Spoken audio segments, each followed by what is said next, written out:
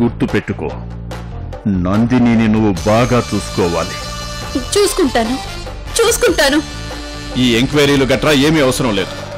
నేను చెప్పేదే నిజం. మీరు ఎన్ని ఎంక్వైరీలు చేసినా రోజీ గారి దగ్గర ఉన్నది ఆవిడ మనవరాలే, లక్ష్మీ గారి దగ్గర ఉన్నది నా కూతురు నందిని. ఇందులో ఏ మార్పు లేదు.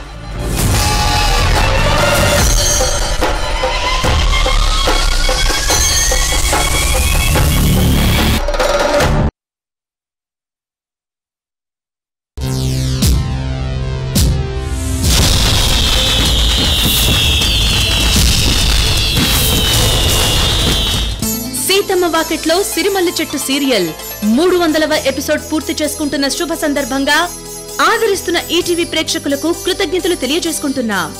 తీరా చూస్తే పూజ పూర్తయింది, కానీ ఆ పూజ చేసిన స్వామీజీ మన డబ్బు నగలు అన్ని పోయాయి. చివరికి పంగనామాలు మాత్రమే మిగిలాయి. ఏంటక్క ఇదంతా? మీరు మోసపోవడం ఏంటి? కనీసం నాకు చెప్పినా కానీ జాగ్రత్తలు తీసుకునేవాని కదా.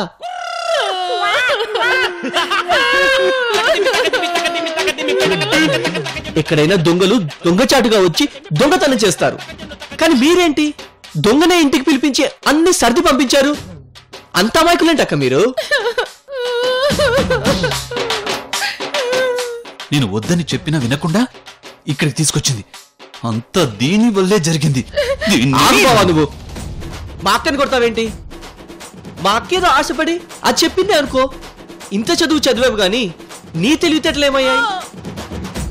నువ్వు కూడా నమ్మావు, ఆశపడ్డావు, కాబట్టి మీ ఇద్దరిది తప్పే. కర్మ కర్మ కర్మ. జరిగిందేదో జరిగింది. ఈ విషయం ఎక్కడ చెప్పకండి. చెప్తే మీ పరువు పోవడమే కాకుండా ఇలాంటి అన్ని నమ్మినందుకు నలుగురు 4 చివాట్లు పెడతారు. నువ్వు ఎవరికి చెప్పకు. నేనెవరికి చెప్పనులే. ముందు పదండి ఇక్కడ నుండి. ఏదో పని మీద ఇటొచ్చి మీకు షాక్ ఇచ్చి కలుద్దామనుకుంటే మీరే నాకు షాక్ ఇచ్చారుగా. పదండి ఇంకా.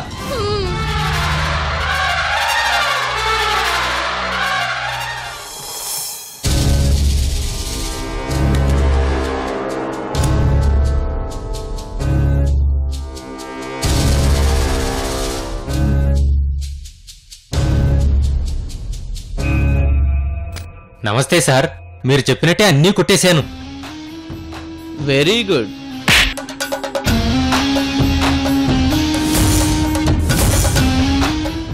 అన్ని బానే కొట్టేశావు.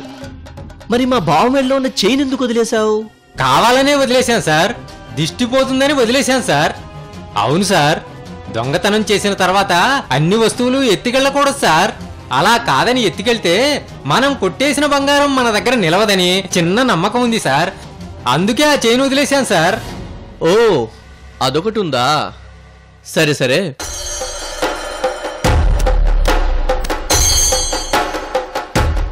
ఇదిగో నీకు ఇస్తానన్న 5 లక్షలు తీసుకో. Thank you sir.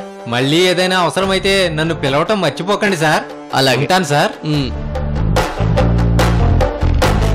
మొత్తానికి నేను వేసిన ప్లాన్ ప్రకారం అక్క ఫ్రెండ్ ఇంట్లో ఈ దొంగ స్వామిని పంపించి అక్క నమ్మేలా చేశాను. ఇప్పుడు వాళ్ళని నమ్మించడం వల్లే ఇంత డబ్బు నగలు సొంతమయ్యాయి.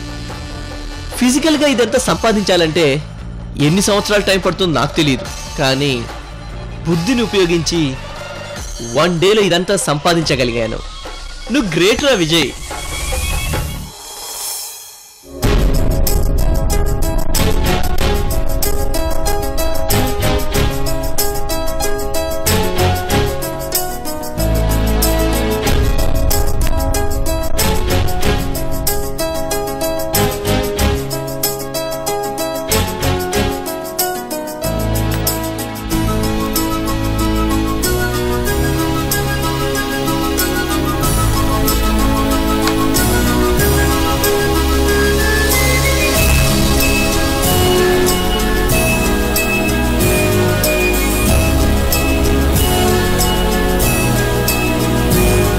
నానా,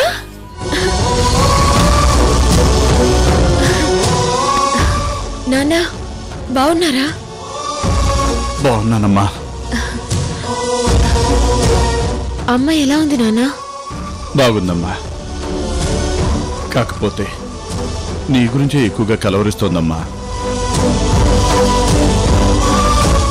మన కూతురు మన ఇంట్లో ఉండకుండా అక్కడ ఉండటం ఏంటని రోజూ బాధపడుతుందమ్మా. అందుకే నిన్ను మన ఇంటికి తీసుకెళ్ళడానికి వచ్చానమ్మా.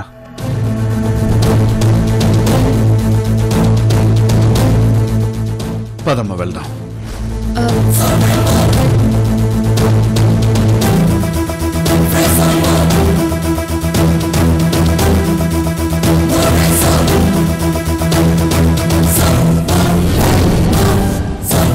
ఏంటమ్మా, ఇంటికి వెళ్దామని చెప్తే అలా చూస్తున్నావేంటి?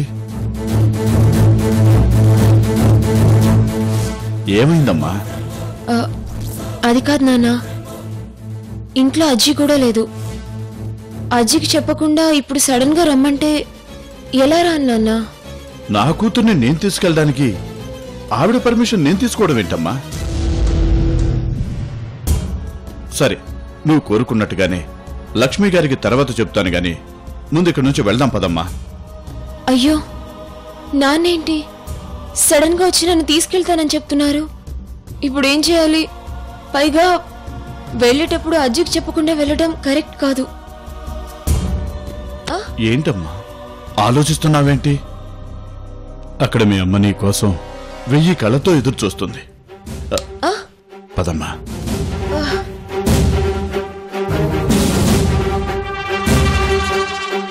తొందరగా పదమ్మా. రామ్మా. అయ్యో నానా, నేను చెప్పేది వినండి. రామ్మా, నా మాట విను.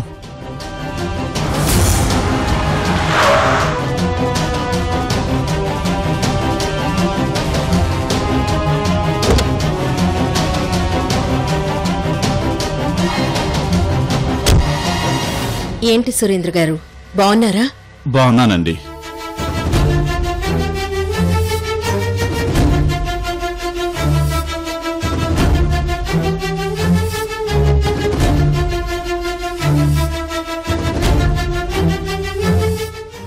ఏంటండి, రోజుని ఎక్కడికి తీసుకెళ్తున్నారు? రోజుని తీసుకెళ్లడం ఏంటండి?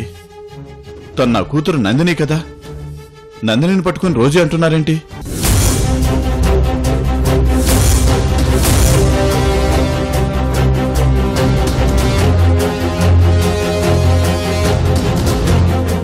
చూడండి, మీకు అసలు విషయం తెలీదు. తను నందిని కాదు.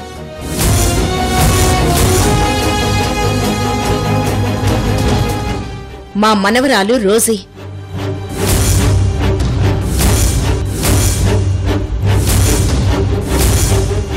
కాకపోతే కొన్ని కారణాల వల్ల అందరి దృష్టిలో నందిని అయిపోయింది.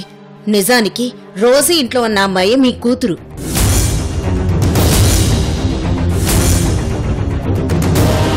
అవును, ఆ అమ్మాయే మీ కూతురు నందిని.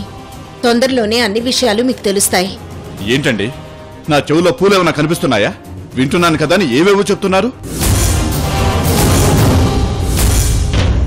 ఆ రోజు ఆ అమ్మాయే రోజీ అని ప్రూఫ్తో సహా చూపించింది కదా. తను కూడా నందినిగా ఒప్పుకుంది కదా. మరి ఇప్పుడేంటి మళ్ళీ రోజీ అని, మీ మనవరాలు రోజీ అని చెప్తున్నారేంటి?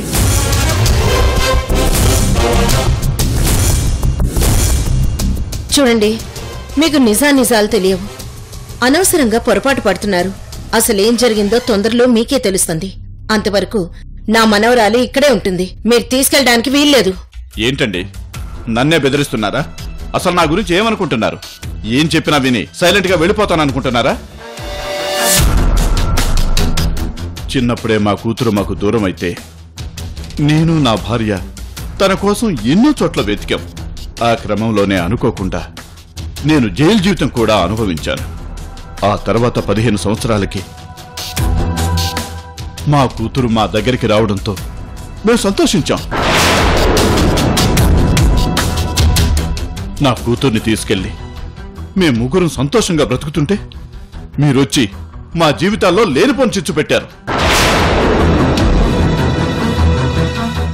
తను నా కూతురైతే ప్రపంచానికి మాత్రం మీ మనవరాలుగా పరిచయం చేయాలనుకున్నారు. ఏ స్వార్థంతో అలా చేయాలనుకున్నారో తెలియదు గాని పీటల మీద పెళ్లి ఆగిపోయేలా చేసి నవ్వుల పాలు చేశారు. ఇంత జరిగాక నా కూతుర్ని పెళ్లి చేసుకోవడానికి ఎవరు ముందుకొస్తారు?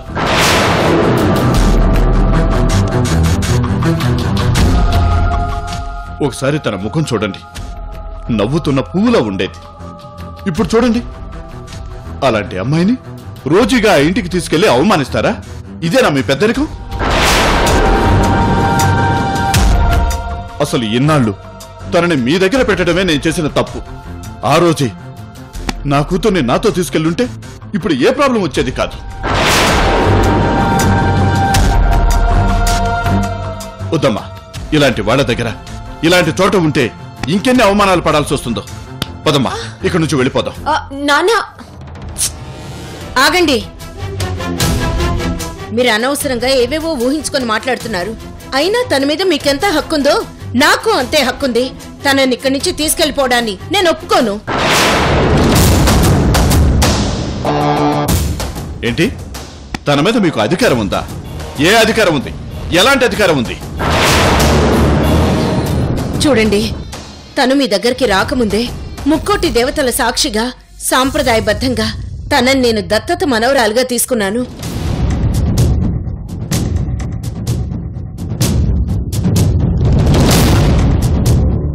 అంటే తన మీద అమ్మమ్మగా నాకు కొన్ని అధికారాలున్నాయి. ఆ అధికారంతోనే చెప్తున్నాను, తనని ఇక్కడి నుంచి తీసుకెళ్ళడానికి వీల్లేదు.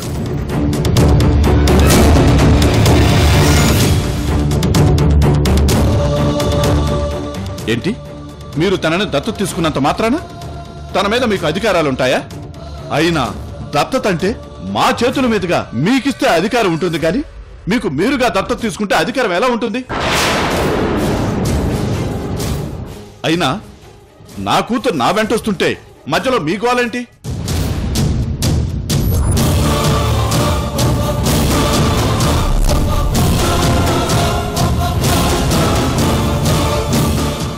ఇంకోసారి నా కూతురు విషయంలో మీరు కలగజేసుకున్నారంటే నేనేం చేస్తానో నాకే తెలియదు. అసలే జైలు శిక్ష అనుభవించిన వాణ్ణి. ఏంటి, నన్నే భయపెట్టాలని చూస్తున్నారా? నాకే వార్నింగ్ ఇస్తున్నారా?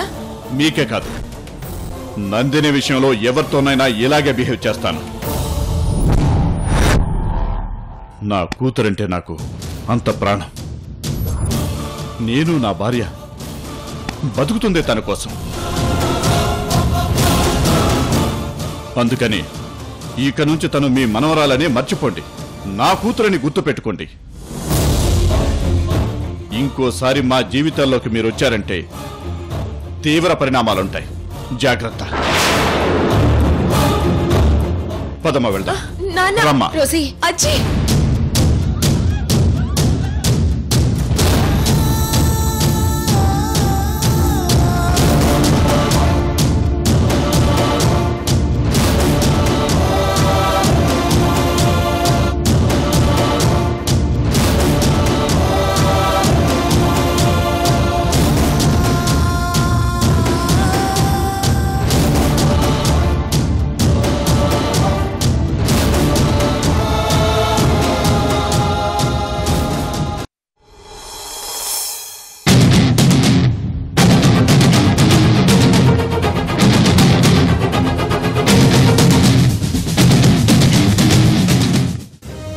అసలు నన్ను ఇక్కడ బంధించాల్సిన అవసరం ఎవరికుంది? నాకు తెలిసి నేను ఎవరికీ ఏ హాని చేయలేదే. మరి నన్ను ఎందుకు ఇక్కడ పెట్టారు?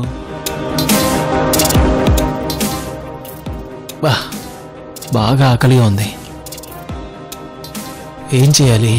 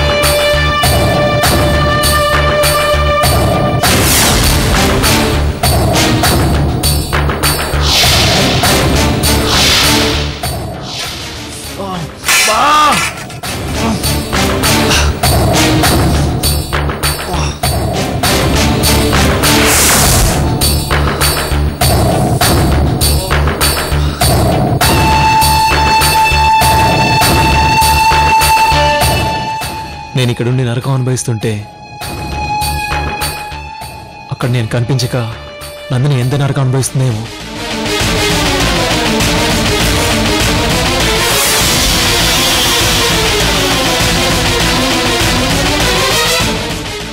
ఎలాగైనా సరే నేను ఇక్కడి నుంచి తప్పించుకోవాలి. నా నందిని దగ్గరికి వెళ్ళాలి.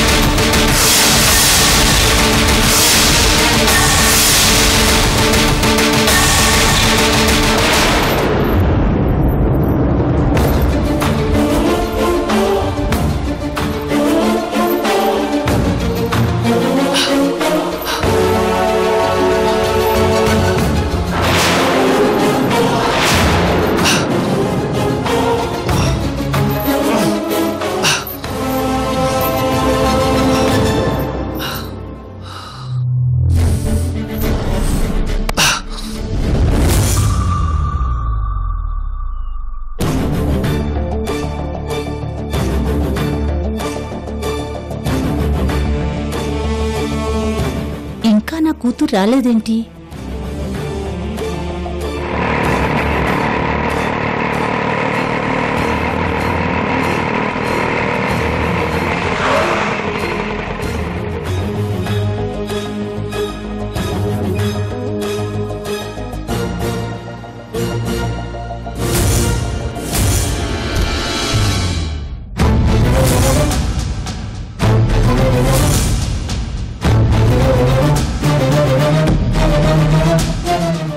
ఇదేంటి, నందిని తీసుకురమ్మంటే రోజుని తీసుకొచ్చారేంటి?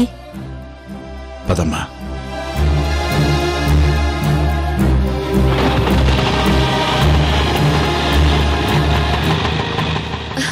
అమ్మా, ఎలా ఉన్నావమ్మా?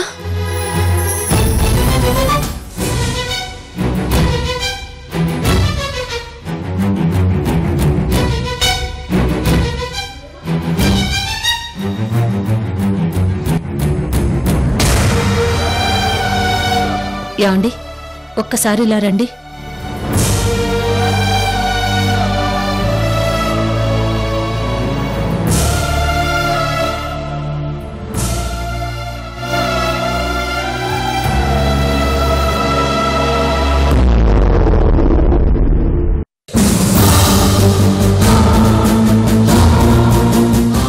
ఏంటండి, మనమ్మాయిని తీసుకురమ్మంటే ఆ అమ్మాయిని తీసుకొచ్చారేంటి? చూడు, ఈ అమ్మాయే మన కూతురు నందిని.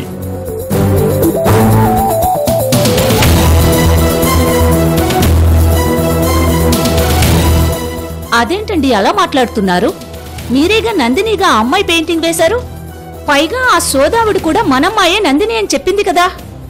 మీరు కూడా నందినినే తీసుకొస్తానని వెళ్లారు కదా. ఇప్పుడేంటి ఇలా మాట్లాడుతున్నారు? చూడు సుధా, కళ్ళతో చూసినంత నిజం కాదు, చెవులతో విన్నదంతా అబద్ధం కాదు. నేను నీలాగే మన అమ్మాయి విషయంలో పొరపడ్డాను. కానీ అక్కడికి వెళ్లి మళ్ళీ ఎంక్వైరీ చేస్తే తనే మన అమ్మాయి అని తెలిసింది.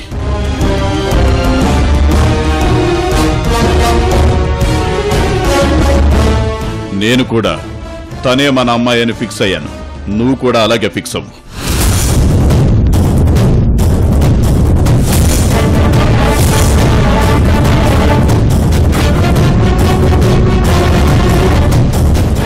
అది కాదండి. ఇంకేం మాట్లాడొద్దు సుధా. మనిద్దరం భార్యాభర్తలం. తాను మన కూతురు. ఇదే మన అందమైన ఫ్యామిలీ. ఇప్పటి నుంచి నువ్వు ఇదే నమ్మాలి, ఇదే కంటిన్యూ చెయ్యి. అంతేగాని లేనిపోని ఆలోచనలో పెట్టుకుంటే మనిద్దరం భార్యాభర్తలమేనా అనే అనుమానం నీకు రావచ్చు. అందుకే గతంలో ఏం జరిగిందో మర్చిపో. ఇక నుంచి మన ముగ్గురం హ్యాపీగా ఉండాలి. నువ్వు దాని గురించి ఆలోచించు.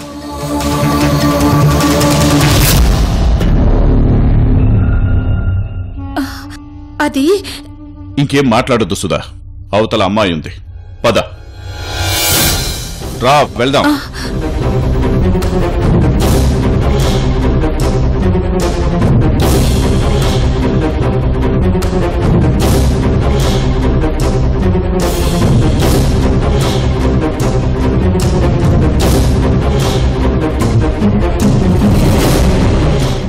ఏం లేదమ్మా, ఇక నుంచి మన అమ్మాయి మనతోనే ఉంటుంది కదా, ఇంకెక్కడికి వెళ్ళదు కదా అనే అనుమాన పడుతుంది. ఇంకెక్కడికి వెళ్ళదని ధైర్యం చెప్పానులే.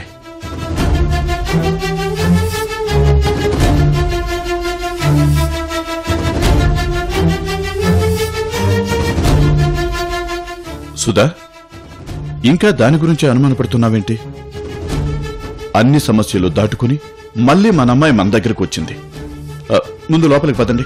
పదమ్మా, పద సుధా.